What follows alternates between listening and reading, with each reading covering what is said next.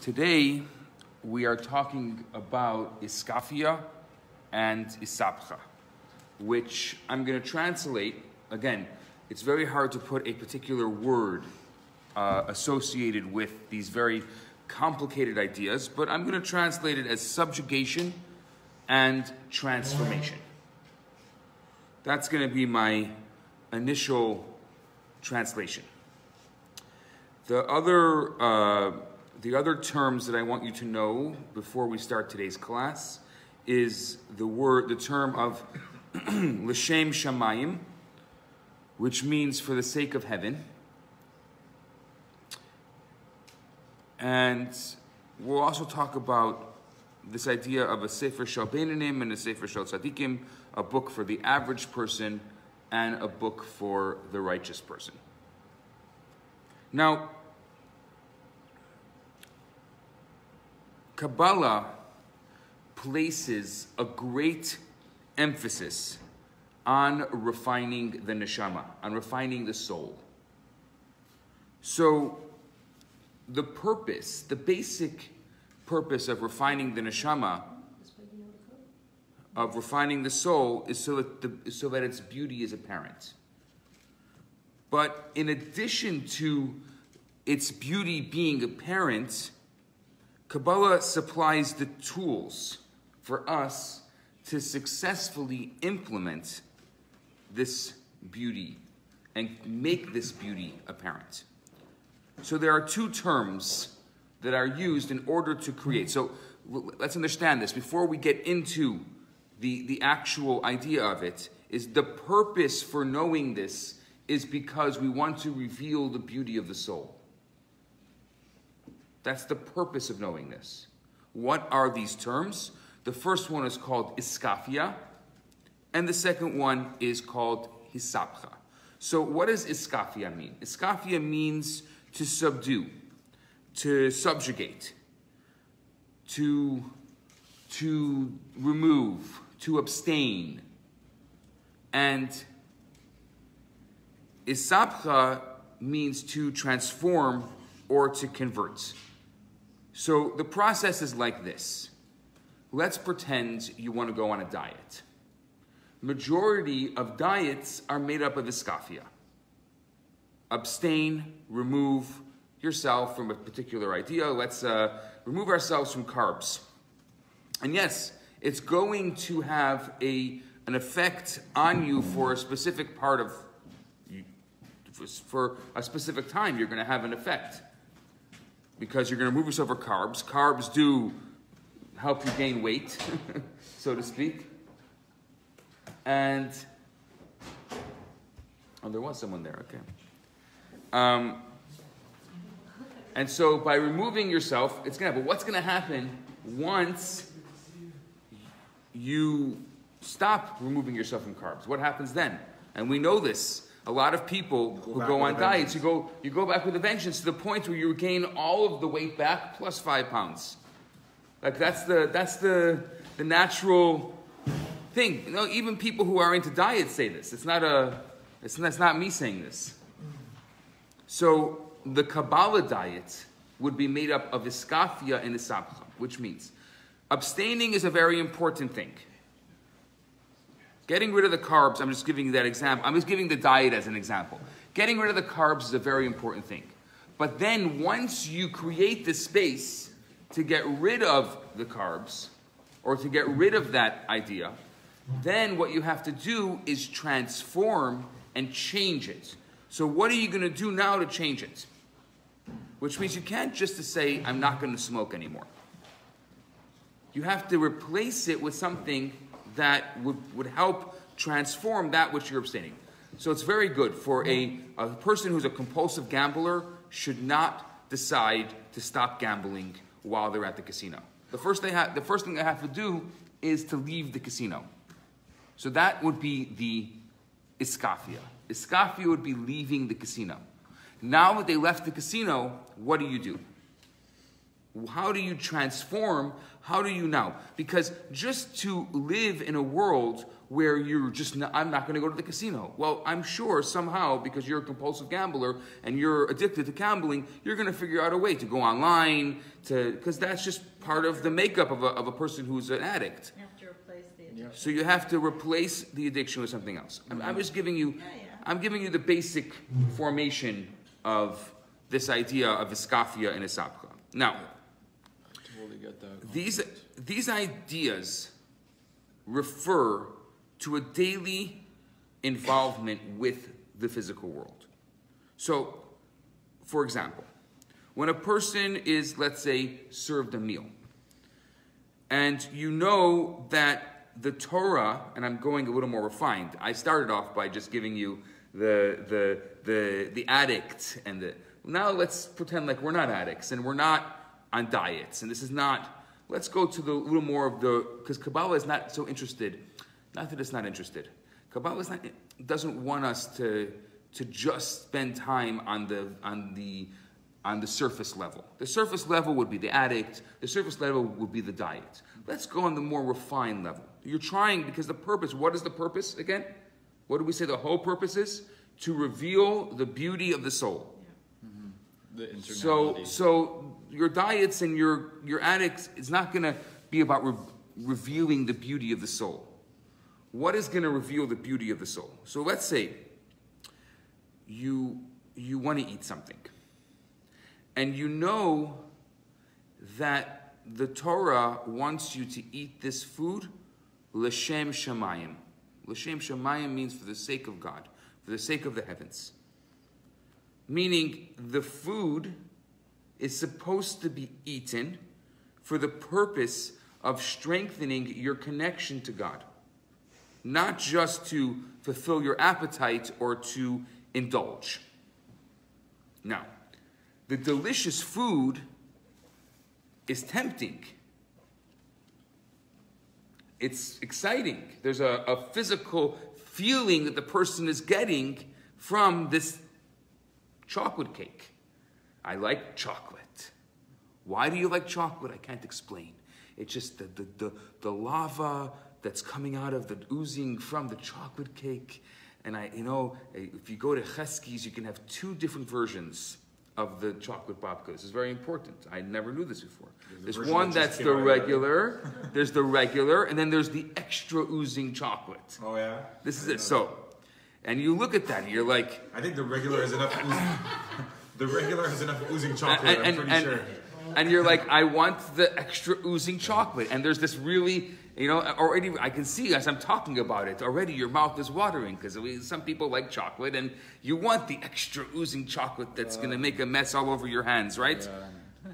Should it be kosher to destroy people's health with all that butter and sugar? Is that not? But the point is that, and this is what we're talking about. It's not necessarily about kosher or not kosher. What we're saying here is that the entire purpose of eating is to be able to serve God. So now imagine if you start off your meal, instead of saying, this is yummy, you start off your meal and you say, wait, I'm going to step back. I'm going to step back. I have my beautiful plate of all this wonderful food in front of me. What is the reason why I'm eating? Am I eating to indulge? Am I eating because I want to? Because I'm an emotional eater. A lot of people who are big eaters, they're emotional eaters. Am I an emotional eater? No. I'm going to do this is the true Kabbalah diet. I'm going to remove myself for a moment, and it only takes a second. We're not talking about taking 10 minutes. Take 1 second with the plate in front of you. Remove yourself and say, what is the purpose for which I am about to eat?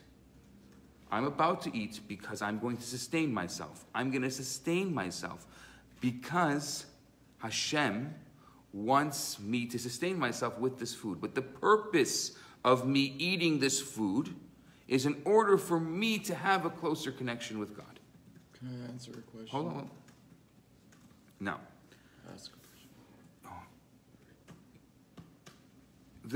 There are two ways of elevating yourself with food. The first way is not by eating at all, which means since you feel incapable of eating the food that will in a manner that will allow you to be in control, then you're just going to step away. You're going to abstain. I'm sorry. All I can eat right now is I can eat totally emotionally. I'm just going to be a bear, and I'm going to just attack this food. So therefore, I have a good idea. I'm not eating. I'm going to abstain from eating because I don't know how to eat right. So that is the food is creating a situation of which I become so emotionally invested in it that the only way I can do is abstain myself from indulging. I think at this moment, the person says, that I am not strong enough to be present in the situation in which I have a temptation before my eyes. So the only way I can do is I can say, I'm going to this party tonight and I'm not going to eat anything. I know they're going to have a lot of really great food there, but I am not eating anything. So that is the first level of abstaining. Iskafya. So now, that's one way of doing it. Isn't it Titsum? Wait. So it's about also the purpose of what you're So doing. let's go to a second idea. The first idea is, I don't think that I can handle it. So I'm just going to abstain completely. I decided today's a fast day because I am too indulgent. The second approach is to have the emotional strength to actually eat the food in a way that you're able to elevate yourself and the food. This you accomplish by realizing that the food, good and delicious as it may taste on your plate, has as its only true purpose is to be eaten in a manner that makes you healthier and stronger, and you're able to serve God. Now, it's not easy to do. A task like this is going to need a tremendous amount of strength. And this is where we're challenged and we're confronted by a situation that demands that we face the issue and not run away, but to actually get involved, yet to retain our integrity and have an impact on the food. Which means there's a lot of situations of which we decide, I cannot handle this situation. So what I'm going to do, I'm going to run away. Or maybe I'll be passive-aggressive about the situation. And that's one way of doing it. That is an Iskafia. Okay, I cannot handle the casino. I'm never walking into a casino. But the problem is the person who says never is an extreme personality. So the same addict behavior is the same abstaining behavior. So Kabbalah is not liking the addict using Iskafia. Which means extreme people speak in absolutes. I am never walking into a casino. I am never eating carbs. I am never... No. Relax over here. There's no never. I'm also not walking into a casino. I'm also not eating carbs. So Iskafia, the true form of Iskafia, the true form of abstaining, is not going to work if you're going to live in a world of absolutes. What you want to do in order to truly abstain is you don't want to live in a world of absolutes. You want to live in a world where you have the ability to transform it. Which means, just imagine this for a second. Imagine you can take your plate of food, and instead of being so excited about eating, I don't know, whatever that is that you're going to eat, you're able to, just for a second, remove yourself and ask yourself a very powerful question. Why am I eating? What is the purpose for which I am eating this? So I suppose there's also, like, we have to start distinguishing things, right? We have to get into, there's the chokhmah of these concepts, and then there's the binah, right? Right. Because it depends. Like in the instance of carbs, for example, right? You can definitely say, like, okay, I need to start regulating my food because my food is out of control. So right. I'm going to stop carbs completely. Okay, that's Iskafia. But that's also an extreme version. It's an extreme version. And then it's like, no. Really, the purpose of you eating the food is to elevate yourself, to elevate. So you can eat carbs in a particular manner that is consistent with you elevating yourself, with not being not pigging out, not eating it like 5 times a day, no, you can eat carbs for the purpose of sustaining yourself for the purpose of God, okay, fine. That's right. However, there's also other activities. So can we say there are other activities, like for instance, if you have a heroin habit, okay, in that sense, Iskafia for the heroin is always going to be Iskafia for that particular thing. Okay. However, really the reason, when we get into the reason why you are doing the heroin, if you don't find a transformation of that reason. So for example, I'm super stressed about the world, and so I take heroin in order to relax. Well, really, you can stop the heroin, but if you still have that anxiety, you're going to jump on another addiction that's going to be probably just as bad for you. Maybe not just as bad, but bad for you. So you're going to have to be able to transform that problem that you have, or the reason that you were doing this negative thing. But for the thing itself, Iskafia, subjugation, abstention, will have to remain, right? So I think that Kabbalah is not as interested, and I'm not saying this in a negative way, I'm saying this in a positive way. It's not as interested in the addict as it is in the person becoming a more... The purpose is to take the average person, whatever we call the average person, to take that average person and make them more enlightened, make them more closer to God, make them closer to their purpose and their soul. Right. So which means... Yeah, exactly, the Benoni. That's the purpose of what we're trying to do. So I'm not, again, I used examples of addicts because I think that it really does apply in our world, and it's something that addicts can apply to themselves. But you're right, Iskafia to a heroin addict is different than Iskafia to somebody who just eats a little bit too much carbs. It's a very different world. Yeah. Though they do have a similarity, because sometimes people do eat too much carbs, and it is an emotional thing. No, but also I stopped smoking recently, and the way I did it this time, I wasn't like, okay, I'm never smoking again. Like I'm just, and I didn't count when I stopped smoking. I just stopped, and I felt that the more I gave like a precise date and a precise, okay, it's been like 2 hours and 15 minutes. I didn't like, the more it would stress me. So I just like. She said that's it. I took out that element of like absolute, and I'm okay if like here and there, but it's about, and it worked better than being like, okay, from today, this time, this hour, I'm never smoking again. Yeah, so that would be, and we're going to talk about Isapcha soon, that is an Iskafia, somewhat of an Iskafia Isapcha experience. I heard in Kabbalah, I heard the addict is, from many Kabbalists, that they're almost like closer to finding the purpose of life, because they're so... Like, they're like, why am I here? What am I doing? Like, well, you know, sometimes it pains them, like, much deep yearning. Well, it becomes a deep yearning. With great power comes great responsibility. Yeah. So an addict has within them that ability to be so intensely involved in something that they can just kind of switch that instead of being intensely involved in one thing. A desire to transcend also. There's a desire to transcend, absolutely, to go beyond the normality. But there are some people who are addicts, and look, we don't know that much about addicts, but there's some people who are addicts and they really have a desire to escape. And we don't, and the first thing is Iskafia.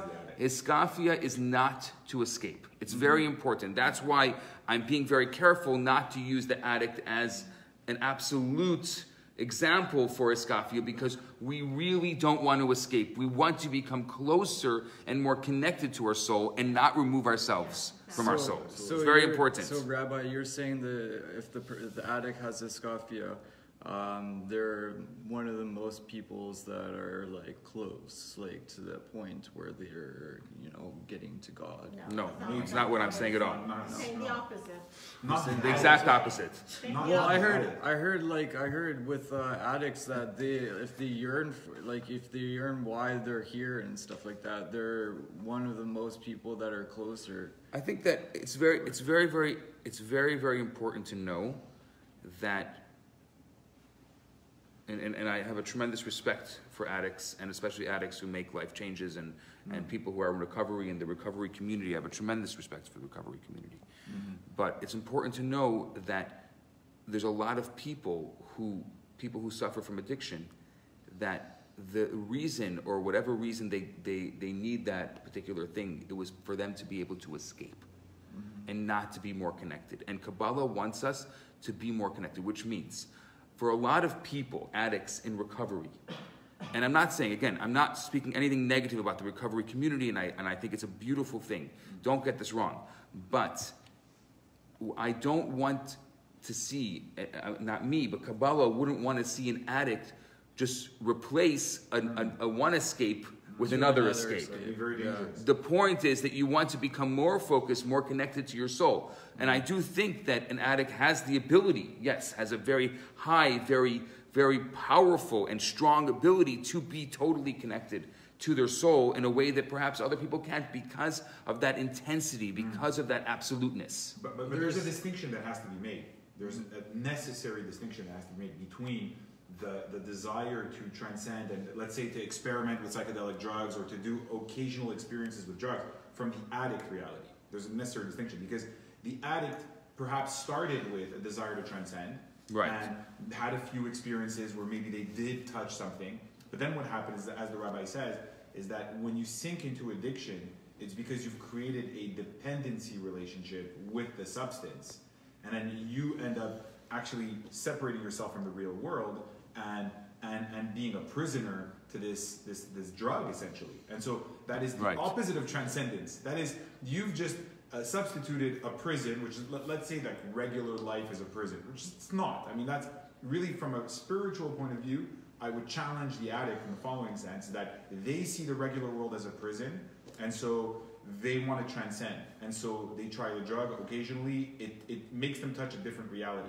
However, I would challenge them on this point, on a spiritual ground, not on a physical ground, right, not on a psychological ground. On a spiritual ground, I would tell them, first of all, maybe the real world is not that much of a prison than what you made it out to be, right? There's a different relationship that you can create with the real world where there's all sorts of opportunities to transcend. You just have to put in the work, you have to put in the energy, you have to put in the open-mindedness. It's tough. It's difficult work to be enlightened and transcend in a regular. But what you've done when you've become an addict and you've developed this dependency relationship on a substance that makes you escape the real world, what you've done is you've created an actual prison. Because now you're creating this parallel reality that you can't escape from.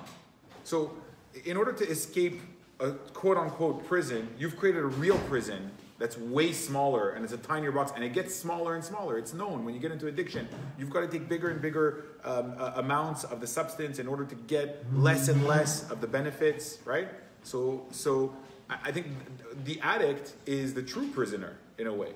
And so it becomes even harder to transcend when you're in that state. And I think that's the problem. It's a big problem. That's the problem, and that's why I'm saying is that you don't want to turn addiction into this we have to. Anyway, I don't want to go too much into addiction because I think we covered it enough. I don't want to talk about anything about addiction on this one. Yeah. But I heard with eating and stuff, I know like you have to elevate your food and whatnot, and you have to do it for Hashem because He wants you to eat. But I heard there's kind of like a reflecting and returning like kind of thing where you only eat just as much as you can eat. It's a different idea. Let's stick on the idea of Iskafya and Isapcha. So now let's put this a little more simply. Let's go back to the food analogy because I think it's more apparent than these extreme examples. It's more Benoni for sure. Yeah. So let's say a person is served a dish that's missing salt. And it tastes pretty lousy. They want salt. So now, how do you react to that? Put a little bit of salt. Pinch of salt. Never heard. How do you react? You don't want to enjoy your food on it's not Shabbos. So. Sorry, you don't. You try not to enjoy your food if it's not Shabbos. Speak for yourself. Okay. I'm trying. Okay, so now let's look at the Kabbalistic look at this. It depends on your perspective. Someone not strong enough emotionally to deal with the situation will complain and make a big scene. Waiter, can you taste my soup, please? Taste the soup. So, this person is not going to be able to eat unsalted food. On the other hand, a person who has refined themselves is going to eat it and realize the truth of the matter is that whether or not it has salt is insignificant. Because the primary thing is to eat the food to become healthier and stronger in order to serve God. So it has nothing to do with the salt. If the point of eating is to become healthy and stronger to serve God, it doesn't matter whether or not it tastes good. Okay, but then if you're not eating the soup because it doesn't taste good, and then you're just remaining hungry. But your purpose then is to enjoy the soup as opposed to serving God. No, That's the purpose. Okay, then you're not in a space. What I'm saying is call it out. I'm not in a space to only be eating to serve God. I also want to eat to enjoy. It's okay. It's okay. With the extra chocolate. It's okay to have the chocolate babka with the extra oozing chocolate. I'm not. Trust me, that insulin crash you're gonna get from that babka, you're not gonna be able to serve anything. You're gonna serve your couch. And by the way, that's a very good example. The insulin crash you're going to get from the babka is not going to help you serve God. So the point of eating was in order to serve God. You decided to indulge in the extra oozing chocolate babka. Rabbi, don't you find that I've always found in the religious community, like all the food that they make is over the top, salty, sweet, like carbs, butter. And there's like it's on one hand I connect with it because it's an enjoyment of life. Hey, great, like it's the joy aspect of Hasidism. I love that. It's fantastic. On another level, when you start getting a bit more health conscious and you see what it does to your energy levels and you see what it does to your liver enzyme levels and whatever, you realize it's really terrible for you, and it can't be good for like humans to live that way. One of my favorite stories of Rabbi Shneur Zalman of Liadi of the Alter Rebbe is he was running away from Napoleon at the end of his life. Right? He actually died running away from Napoleon. Napoleon was looking for him. Why was Napoleon looking for him? Because it's a long story, but we'll get into it at some point. But it's a fascinating piece of history that kind of meets Jewish history with world history. But Napoleon was looking for the Alter Rebbe, and he was running away. And he was in a, and remind me, I'll get back to it at some point. And he's in a backyard, and he's hiding in a haystack. And one of his chassidim, his name was Reb Shmuel Munkes. And there's a lot of stories about this Reb Shmuel Munkes, that he was quite a character in a lot of ways, And so he comes out, and he pokes his head into the haystack, and he says, Rebbe, if you're truly the great master, the great tzaddik, the great Rebbe, what are you hiding for? And if you're really not, Napoleon should find you for taking away our enjoyment and pleasure in this world. And he was referring to these kinds of ideas, that the Alter Rebbe had introduced some of these Kabbalistic ideas that now, and I can tell you, as someone who studied this for many years, and it removes you like, over time, and you study more, and this is just the basic, very surface level, but over time, as you study more, you're like, yeah, what is the purpose of eating the chocolate cake? Like, do I really want the chocolate cake? It's not, do I really want it for the carbs? Do I really want it? Is it going to help me be a better person? Is it going to help me serve God? Is it going to help me be a more refined person? And you have a different outlook on eating. But doesn't that transfer into other things? Because in Judaism, we're not ascetics. We're supposed to enjoy the good things in life. So there's a big debate about this, about what does the enjoyment in life mean, and what is the purpose. So we started off today by saying that this idea is in order to help us become closer connected to our souls. This whole concept that we're learning today is the purpose. So we're already starting on a high note. We're already starting on an idea of trying to become closer and more connected to our souls. So can I just go back to the soup and Sure. the salt? Yes. Alana's very worried about the soup and the salt. She really needs salt in her soup. I carry salt and pepper packages. He's our salt person. Okay. But just for my understanding, it's very good, and it could use a little salt.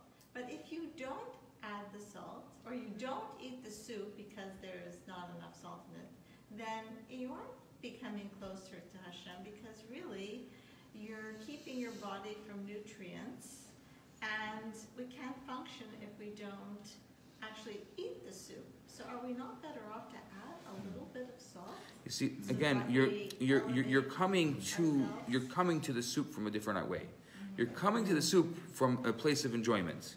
We're not even talking about a place of enjoyment. No, I'm not talking about enjoyment. I'm talking about basic substance. If you're avoiding eating altogether, then you aren't elevating your soul, because we need. No, that's exactly what we're saying. No. We're talking about like No, but Alana, it's important. We're talking about two different ways. An unhealthy version of Iskafia is avoiding eating. We're not avoiding eating. Okay. We want a healthy version of Iskafia. The healthy version of Iskafia is where we see that the purpose for eating the soup is to be able to be a more refined, better person, closer to God. So therefore, it doesn't matter if the soup has salt or not. I'm eating it because I'm trying to... That I understand. The question for me is the following, in terms of putting a little bit of salt, because whatever, I would put a bit of salt. But here's the challenge to that, is it saying, like, if I put a bit of salt, I'm now making the soup about my enjoyment of the soup. Absolutely. And not the fact that the soup is going to give me the nutrients so that I can better sustain myself to serve God. So, in a sense, by adding the salt, I am watering down my purpose. In a sense, it's coming to the soup from a physical place or coming to it from a spiritual place. Right.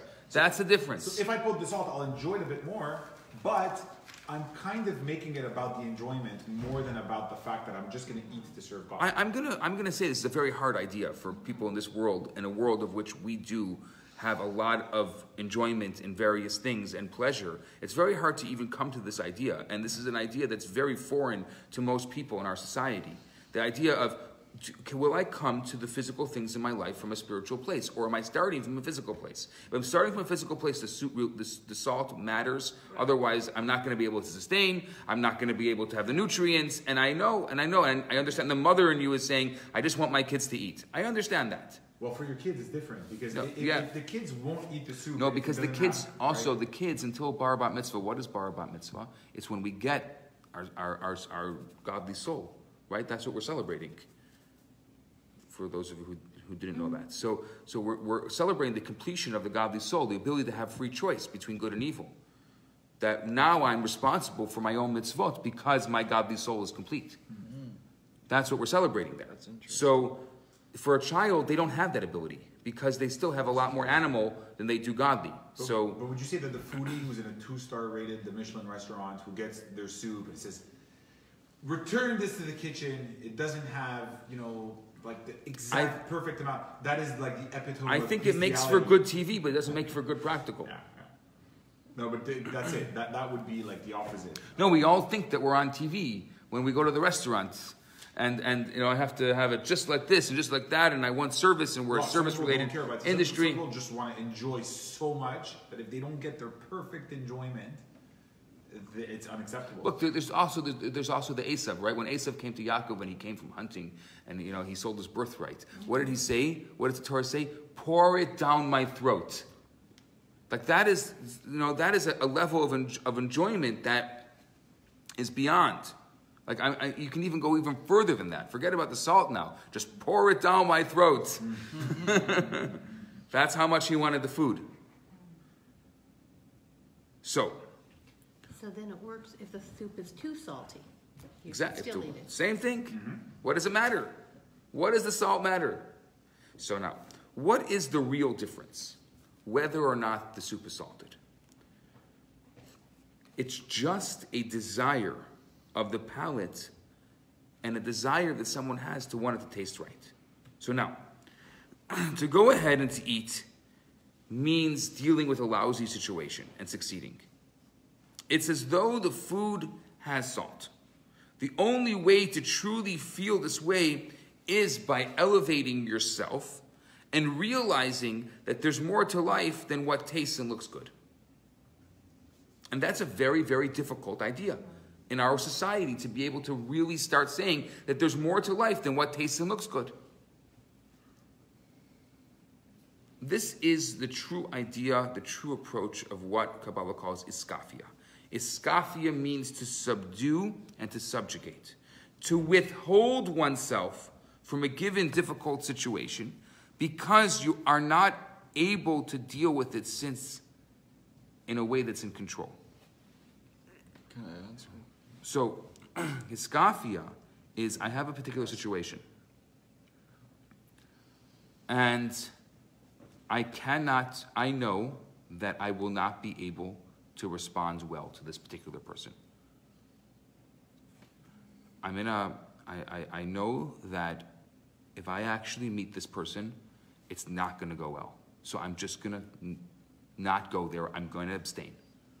Because whatever's going to come of it is not going to be good. So that's a very practical, very basic way of abstaining, Iskafia. It's not good enough, by the way, because there's another level to it.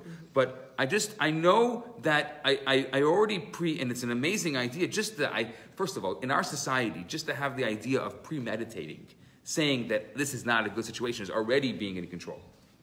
Just knowing that you'll be in a situation where you won't be in control is a huge accomplishment in our society. So I just want to champion that for a moment. That in our society, we don't even know of that. Like, we just get ourselves into impulsive situations of which we get out of control, and as a result. But the ideal person should never be out of control. And if you know you're going to be out of control because you are a human being and you are a flawed person, we all have our own flaws, then just don't get in that situation. Don't put yourself there. That is a very basic and profound level of Iskafia. Now, Isapcha is the next level. Isapcha means to transform and convert the difficulty by getting involved with a situation.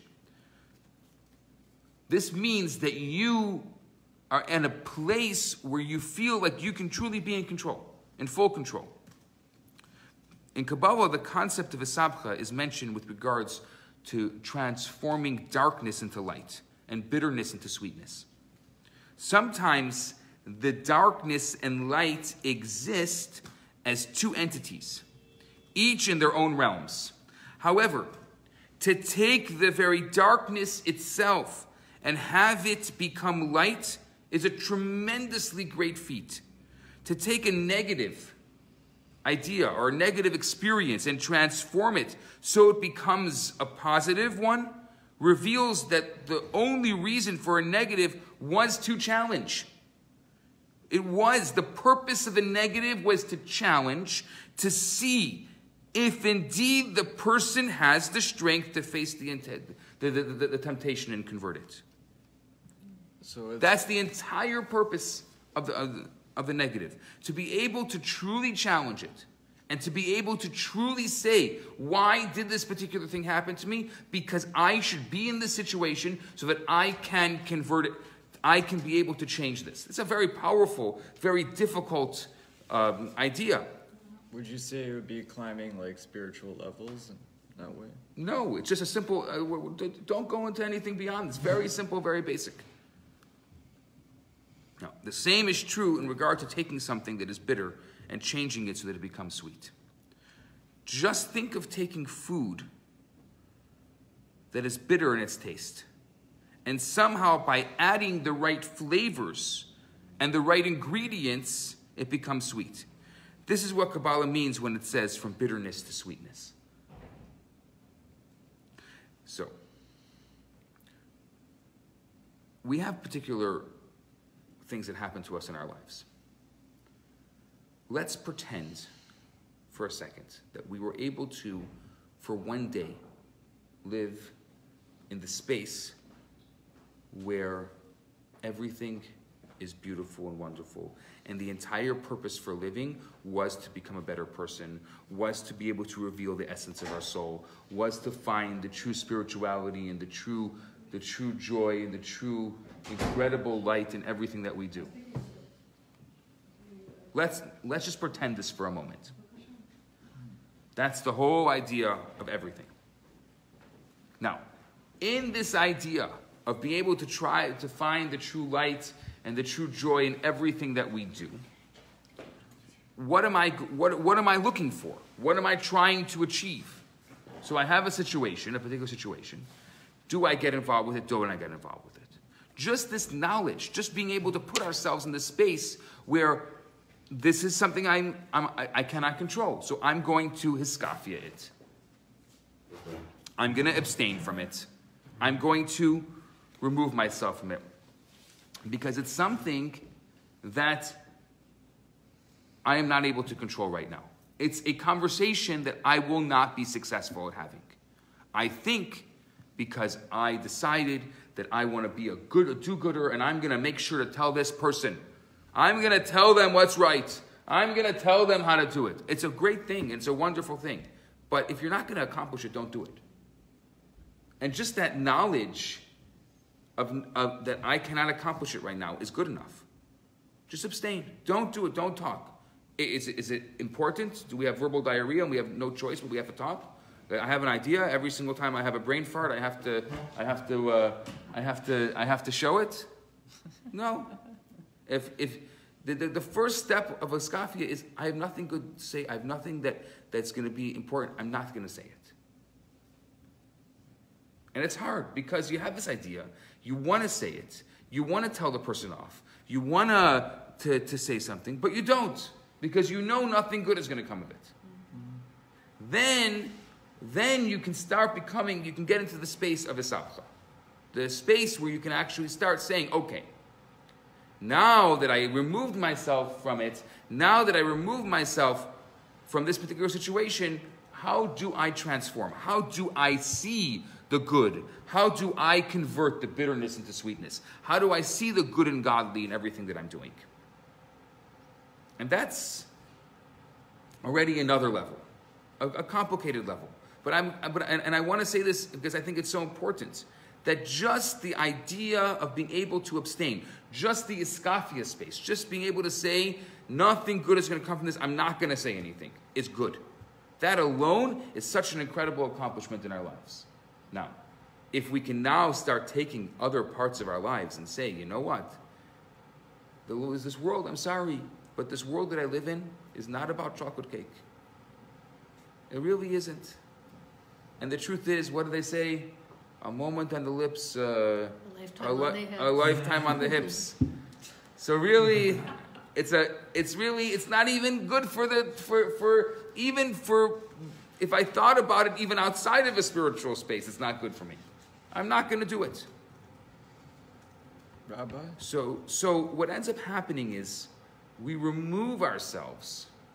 We're removing ourselves from the physical world just a bit in order to become more spiritual, more focused. And we're not saying that the physical world is not important. We're not saying go live on a mountain somewhere and meditate in the Himalayas.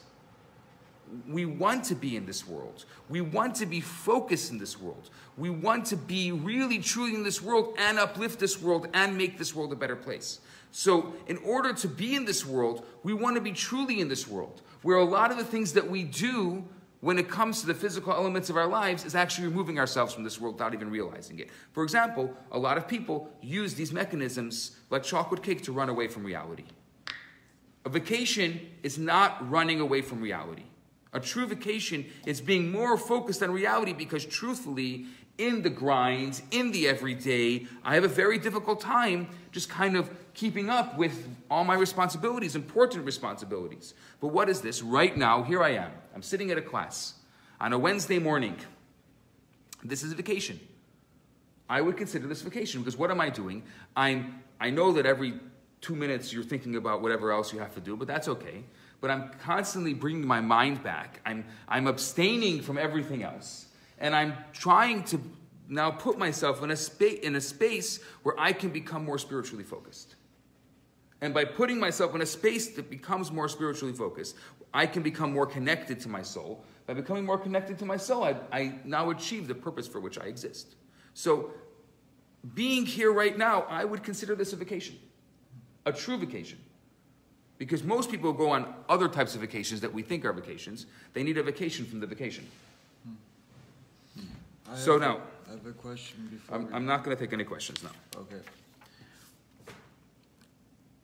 Kabbalah explains that the idea of Iskafia, by reminding Jews of the way in which we left Egypt. We're coming to Passover. Iskafia has a tremendous connection with the story of Passover. The Midrash teaches us something fascinating. That the Jewish ancestors were completely immersed in idol worship. Completely. Along came Moses, based on God's instruction, and informs them that they were going to be taken out of exile by God on the 15th of Nisan, which is in about 3 weeks. The Jewish people couldn't believe it.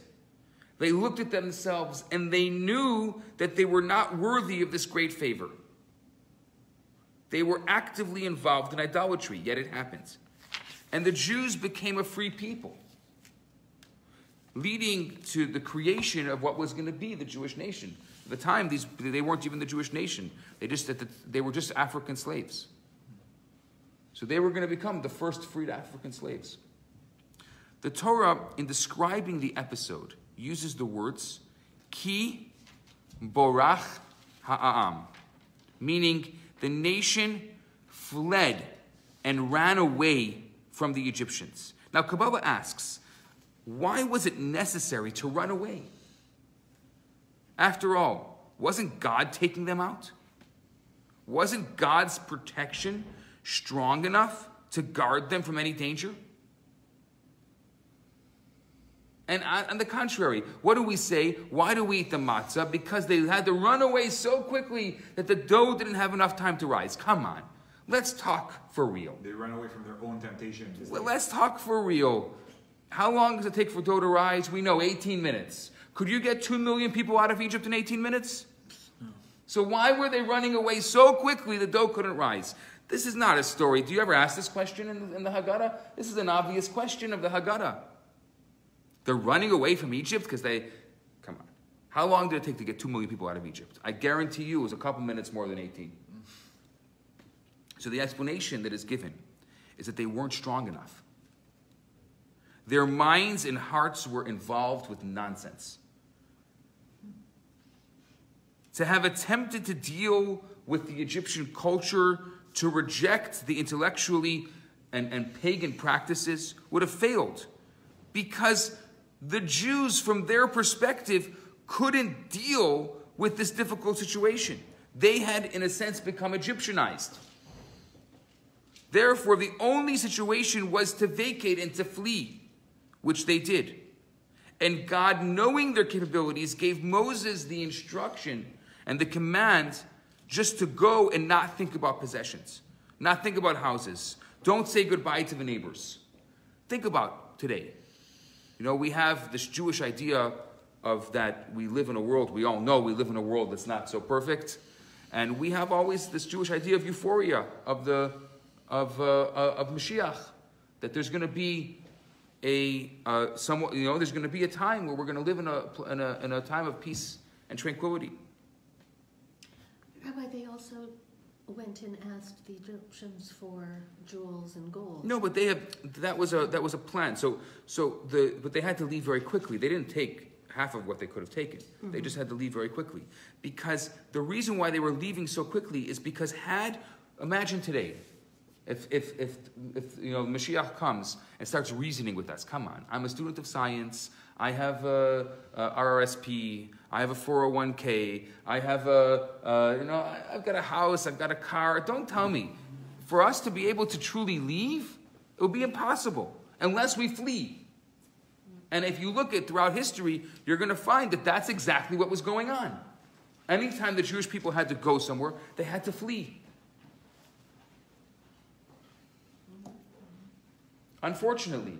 But here, what Kabbalah is saying, the reason why they had to flee is because there's no other way to do it. If you work from a place of intellect and a place of logic, you never get anywhere. If you start reasoning with people, you're not going to get anywhere. You have no choice but to create something different and to flee. Isn't that why a lot of the Jews didn't leave Egypt? Because they couldn't deal with the idea of leaving everything behind and fleeing.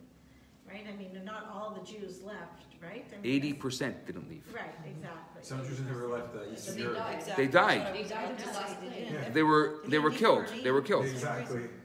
They didn't leave Berlin. Yeah, some Jews haven't left Eastern Europe. Look, it was interesting how many Jews, people knew what was going on, people knew, but they didn't leave. But they couldn't believe it too. They couldn't believe it. Where did you get the 80% figure from? That it's 80% who didn't leave? It's the Midrash says that. The Midrash says 80%? Yeah. They got killed And only in the 20% darkness. left, yeah. Oh, they got killed. That's why there was the plague of They were killed in the darkness. plague of darkness, so the Egyptians wouldn't see them being killed. So God knew that they wouldn't, that the plague of darkness was before they left. Yeah. So God knew that they wouldn't leave? God, yeah, they already had, they were They had too. decided that They they were had not. reached the 50th They were level. not part of According this to whole- Kabbalah, it's a different idea, but according to Kabbalah, there's 50 levels of impurity, and the Jewish people, most of the Jewish people had reached the 49th level, and many of them had already reached the 50th, and there was no way of coming back. They were irredeemable. Yeah. It's very difficult. It's a very difficult. Again, don't take it just at face value. It's a very, very difficult idea, and Well, But also there was a time lapse between like the running away from the 18 minutes that they had to leave or whatever, and the final plague. Like it's not like it happened. Like so Yeah. Dafka, the question stands of like why they had to hurry up. exactly. Yeah, it's a very difficult, very, very difficult idea. And the reason why it's such a difficult idea is because it's so foreign to us, as it was foreign to the Jews in Egypt, and as I think it was foreign to many Jews in many times. This is something that keeps on happening in our history over and over again, is that we get into a space where, unfortunately, we become so steeped into the society and the place and the culture that we're in that we can't even see any way out of it. And that's... So you're saying that, sorry, Yes. just parallel my brain, the people that were killed in the Holocaust, could it be that they also reached that No, 49th level? no. So this is where we have to be very careful. that would not be in the Midrash. No, I was saying, but so also we have to be very careful because we cannot give a reason for the acts of evil people. Okay. So there's no why were the people killed in the Holocaust. The answer is we are limited time and space. We don't know the ways of God. That's it. That's it. Okay. Anyone who gives us a reason, they're foolish, and they're missing the whole point. We don't have a reason. We are limited by time and space, and we don't know. Somehow we think that whatever I know is the master of everything. So the answer is no. It's not because of that. That's not why the Holocaust happened. That's not why. You want to talk about why is there evil in the world? Talk about why there's good in the world. This is that's why we have to be careful about. Before we were talking about addicts. We have to be careful not to go into these extreme worlds. We have to kind of stay somewhere in the middle, where an average day, when I want to do something, and I know that I'm not going to be able to be in control in this particular situation, and I won't be able to control my impulse, what do? I remove myself from the situation. I remove myself from the situation until I'm ready to be able to approach it from a place where I can control my impulse. That is the main message of the Iskafya and Isapcha. That's the first step. And if I can just literally spend the next week and you do it once a day, you'll see it changes you. You go from a place of wanting to be physical, wanting to eat that chocolate cake too. It's not that I don't want the chocolate cake because there's no carbs. This chocolate cake, because of the adrenaline, the insulin crash, it's not going to help me and my soul be better. It's not good for my soul, the chocolate cake. And because the chocolate cake is not good for my soul, I'm not going to eat it. That is a very different space than it not being good because it has too many carbs. Sophia, you like chocolate cake? Yes. But you see how even the rabbi agrees with mommy and daddy that sometimes it's not always good. Now, Sometimes. chocolate cake also has eggs in it. Yeah. It's a full meal. It's a full meal. Yeah. See, that's the problem. So we can And give that's it for exactly dinner. the Iskafia problem. So we can give it for dinner, full No, dinner. no. Exactly, it's a full dinner. Look, it's got flour and it's got eggs. Yeah, It's pizza got has all four major groups. It's Exactly. anything but Vegetable. vegan, but it's No, it's a meal. and that's why Kabbalah is very careful. We don't want to start reasoning with ourselves because we can justify anything in the name of anything. And look at this world that we live in. People justifying crazy things in the name of crazy things. So we have to be very, very careful not to take this out of the world of reasoning a little bit. And I'm not saying blind faith, I'm just saying out of the world of reasoning. Because if you remember, we start off with what is the purpose of all of this in order to refine our soul? What is the purpose of being in this world to be able to have our unique, because we have a unique purpose. Our soul has a unique purpose. And our bodies are just the vehicles through which we use in order to fulfill that purpose. And in order to fulfill that purpose, in order to be able to uplift the soul, there's certain things. So, again, I'm really trying to stay away from the extremes. It doesn't mean that if you can't find the goodness in anything that you go fast. But it could be that at this moment, you can try it out.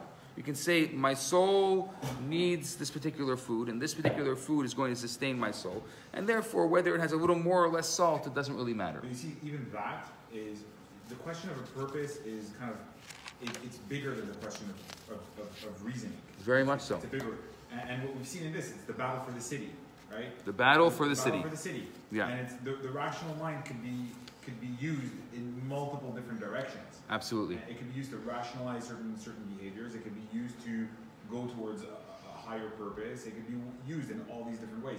So I prefer that, like, I agree with what you're saying in terms of it's not about blind faith. It's something more than reason. So, but reason is going to have to be used because ultimately reason is what controls that the way that you explain and justify things, even though it's not mathematical truth, is going to kind of end up controlling your actions. Right? For me, because I'm an intellectual, yes. If I was more of an emotional person, then maybe you'll be... Put things to the side. Yeah, so look, but even then, the reason would be, I act this way because I feel this way, right? That would be your intellectual reasoning. And today, many people don't go beyond that because, that in a way, that's perfect logic. It's also interesting because all these great intellectuals are still giving into these temptations. So... you can be intellectual to a certain extent, but at the end of the day, when you see the chocolate cake in front of you, what happens to your intellect? Of course. And what happens is that if the purpose you give, like, it doesn't matter what you think the purpose of the universe is, it's the way you behave. So if you eat the chocolate cake over and over again 5 times a day, right, that's the purpose of the universe for you. That's the purpose. The purpose is that physical enjoyment that you get. Yeah. That's going to be the purpose. Absolutely. And when we talk here about the higher purpose, bring it to the higher purpose, removing yourself. It's, in a sense, you have to engage your intellect, but with a higher kind of ideal. Right. Faith above reason. Rabbi, how do you spell Iskafia and Isapcha in Hebrew? In Hebrew, it is... Oh, okay. I can do that. I'll write it for you. I can write it in script? You can. For the lady for the soup, try the lemon instead of salt. That's a very good point. Well, It would give the it Kabbalistic view would remain the same. You're just putting the lemon in order to give it flavor. But it's healthy flavor as opposed to something else. That's true. So there could be a Okay. Here's your tip. So next week, we're going to continue. There's a second half of this. Okay. So this is just the first half of Iskafia and Isapcha. There's actually a second half of this, which we're going to continue next week. Next This week week- I'm not here. I'm at a conference. Okay. All week, so. Okay. So.